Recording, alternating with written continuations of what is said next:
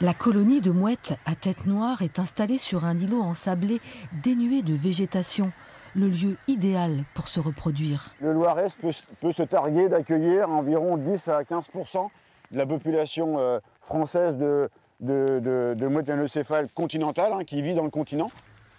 L'écologue cherche au sol des traces de nidification, une période où les mouettes se cantonnent près de leurs œufs, un moment propice pour une prochaine pose de balises.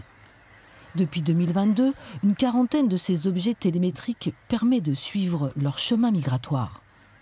On a ici typiquement un individu qui a été donc équipé à Boue et ensuite parti en Angleterre, qui en janvier-février a décidé de faire le tour de la côte avec une première étape sur Bilbao et ensuite a passé l'hiver près du détroit de Gibraltar pour ensuite remonter par Barcelone et revenir nicher, non pas sur Boue, mais sur Beaugency l'année d'après.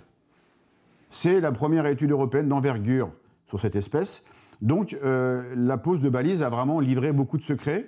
On a appris que les mouettes, de jour comme de nuit, avaient des activités de chasse, de vol, de défense de territoire.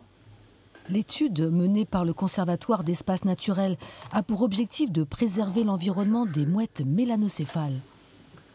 L'histoire montre que des espèces qui vont bien à un instant T, il leur arrive d'aller beaucoup moins bien a posteriori. Donc aujourd'hui, on est effectivement sur une espèce qui a plutôt une bonne dynamique.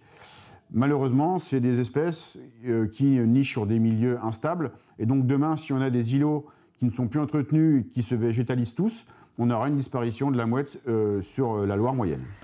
L'équipe de chercheurs embarquera prochainement pour poser de nouvelles balises. L'analyse des observations, elle, va se poursuivre jusqu'en 2028.